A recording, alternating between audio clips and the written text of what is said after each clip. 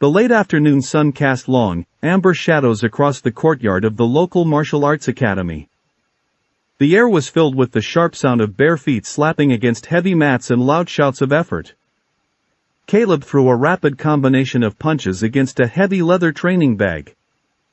Thwack! Thwack! Thwack! His breath came in short, jagged gasps, his knuckles red and stinging. Mason, a taller, broad-shouldered 15-year-old standing nearby with a group of older teens, shouted, "If you fight like that, you won't last 10 seconds. I can hit twice as fast as you, Mason. I don't need fancy footwork when I have raw power." Power without control is just noise, kid. You snap the moment anyone pushes you. You have no real edge, just a big mouth. Before Caleb could surge forward, a firm, steady hand caught his shoulder. Caleb turned, ready to snap, but stopped when he saw his father, Jack, standing there in his police utility jacket. His eyes were calm, but deeply serious. Pack your gear, Caleb. That's enough for today. Dad, he was insulting me. I could have taken him down right here. Winning a fight in anger is just losing to yourself, Caleb. Let's go home. The ride home was filled with heavy silence. Caleb sat in the passenger seat of the truck, staring out the window at the passing pine trees, his arms tightly crossed over his chest. You let him talk to us like that. You're a detective, Dad. You catch dangerous people every day. Why didn't you teach him a lesson? Caleb, my job isn't to react to every spark that flies in my direction. If an officer loses their temper, innocent people get hurt. A badge doesn't give you authority to be aggressive. It gives you the responsibility to be the calmest person in the room. Well, I don't want to be calm. I want to be strong. I want to be unyielding so no one can ever push me around. When they pulled up to the house, Jack didn't argue further. Instead, he led Caleb around the back toward a weathered brick workshop near the edge of the woods. Smoke curled gently from a stone chimney, and the distinct smell of burning oak coal filled the evening air. Inside, Grandpa Thomas was standing beside a glowing forge. At 72, his arms were like twisted iron cables, his skin darkened by decades of standing over intense flames. He was carefully holding a long piece of red-hot steel with heavy iron tongs. Clang! Clang! Clang! The rhythmic strike of his heavy hammer against the anvil echoed through the shed. Grandpa Thomas smiled softly, his gray eyes glinting in the firelight. Evening, boys. Ah. The young warrior looks as if he swallowed a spark.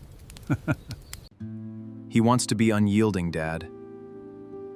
He thinks strength is about hitting back as hard and as fast as possible. He set the glowing steel down on the anvil and looked closely at Caleb. Is that what you believe, son? That the strongest weapon is the one that strikes hardest? Yes! If you strike hard enough, the other person breaks first. Grandpa Thomas didn't debate the point. Instead, he reached under his heavy wooden workbench and pulled out two distinct steel blades. The first blade was thick, highly polished, and razor-sharp at the edge, gleaming like silver under the workshop light. The second blade was darker, with faint, wavy patterns folded across its surface. Grandpa Thomas instructed gently. Look at these two blades, Caleb. This silver one was forged pure, hard, high-carbon steel. It was cooled rapidly in ice water to make it extremely hard. It can chop through heavy oak timber in a single strike. That's the one I want. Watch what happens when it meets real pressure. The old man secured the bright silver blade into a heavy steel vise. He then picked up a large wooden mallet and struck the middle of the blade with full force. Crack! The silver blade did not bend. It shattered instantly into 3 jagged pieces. Sharp shards flying across the dirt floor.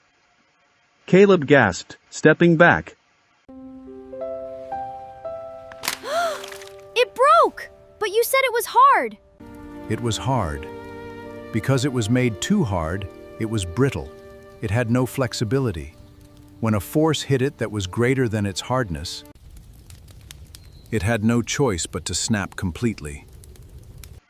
Grandpa Thomas then took the second, darker blade, the pattern-welded folded steel, and secured it into the vise. He raised the heavy mallet and struck it with the exact same strength. Thwack! The darker blade bent under the heavy blow, flexing sideways and then, with a quiet whoosh, it sprang right back into its perfectly straight shape, completely unharmed. This blade was heated slowly, folded 1,000 times, and cooled gently in oil. It has soft steel at its core and hard steel on its edge. Because it knows how to bend under extreme pressure, it can never be broken. 2 weeks passed, but the lesson remained heavy in Caleb's mind. He continued his training. But instead of focusing purely on fast, aggressive attacks, he began listening to his breathing, trying to master his balance. However, life soon brought a test far more dangerous than a sparring match. It was a rainy Tuesday afternoon. Jack was on shift, and Caleb was walking home from school along a pedestrian bridge that crossed a muddy, fast-flowing river swollen by autumn rains. Ahead of him on the bridge stood Mason and 2 of his friends. They were laughing loudly, tossing rocks into the rushing water below. As Caleb tried to walk past them quietly, Mason stepped directly into his path, blocking his way. Well, well, look who it is. The little karate kid. Still running home to your dad? Caleb's blood boiled instantly. The old anger rushed up his throat like fire. His fists clenched tightly, his knuckles turning white. Everything inside him screamed to throw a quick, hard punch right at Mason's jaw. Hard steel shatters, Grandpa Thomas's voice echoed suddenly in his head. Brittle steel snaps. Caleb took a deep, steady breath, forcing his hands to unclench. He looked Mason directly in the eyes without fear, but without rage either. Move out of my way, Mason. I don't want to fight you. I'm not scared. But fighting on a wet bridge above a flooded river is foolish. Stand aside.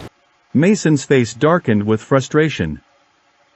He had expected Caleb to explode, to throw a wild punch that he could easily counter. Seeing Caleb remain completely composed made Mason lose his own temper. You think you're better than me? Because Mason was blinded by his own anger, his boot slipped on the slick, rain-soaked steel grating of the bridge floor mid-strike. His momentum carried him wildly sideways. Mason hit the low, rusted safety railing hard, his top half pitching completely over the edge. Help! Help me! I'm slipping! Mason screamed, his fingers slipping on the wet metal. His 2 friends froze in absolute terror, backing away, completely paralyzed by panic. Caleb didn't hesitate for a single second. He didn't run away. He didn't gloat. He sprinted forward, dropping to his knees on the slick bridge deck, and reached down with both hands, grabbing Mason's wrist with an ironclad grip just as his fingers slipped off the rail. Take my hand, don't let go! I can't reach. Yes, you can. Reach further. Just then, the sound of a siren wailed in the distance. A police cruiser pulled up at the edge of the bridge. Jack leaped out of the vehicle, his instincts as an officer kicking in immediately. He sprinted across the bridge and dropped beside his son, gripping Mason's other arm. With one powerful, synchronized pull, Jack and Caleb hoisted Mason over the railing. Mason lay on the wet ground, gasping for air, trembling uncontrollably from shock. Jack wrapped a thermal emergency blanket around Mason's shoulders. and checked him for injuries before turning to his son. Caleb was sitting on the ground, his chest rising and falling steadily, his hands scraped and muddy. But his eyes were completely calm. Mason looked up at Caleb, his face pale, tears cutting clean tracks through the mud on his cheeks. You could have let me fall. I was horrible to you. Why did you save me? Caleb stood up slowly, wiping the rain from his face. He looked at Mason without a single trace of resentment. Because my grandfather taught me that true strength isn't about destroying your enemy. It's about having enough control over yourself that you can hold up someone else when they fall. I'm sorry, Caleb, for everything. Jack walked over to Caleb, placing a heavy, proud hand on his son's shoulder. He didn't need to say anything, the look in his father's eyes said more than 1,000 words ever could. That night, the family gathered once more in the warm light of Grandpa Thomas's workshop. The rain pattered softly against the tin roof outside, creating a soothing melody. Grandpa Thomas stood at his anvil, holding a newly polished item he had been working on for weeks. He walked over to Caleb and presented it to him. It was a small, beautifully crafted pendant made of dark, folded steel, suspended on a simple leather cord. When the firelight caught it, intricate, wave-like patterns shimmered across its surface. You passed a great test today, my grandson. You chose flexibility over pride, and mercy over vengeance. Caleb took the pendant, feeling the smooth, solid weight of the metal in his palm. He looked at his father, who smiled warmly, and then back at his grandfather. The strongest steel always feels light to those who know how to carry it. Remember this forever, Caleb. The world will try to harden you with anger, to make you brittle so that you snap under pressure. But a true warrior stays soft at heart and strong at the core. Bend when you must, endure what you should, and you will never, ever be broken. Caleb tied the leather cord around his neck, feeling the cool steel rest against his chest, a quiet, permanent reminder of the day he learned what real strength truly meant.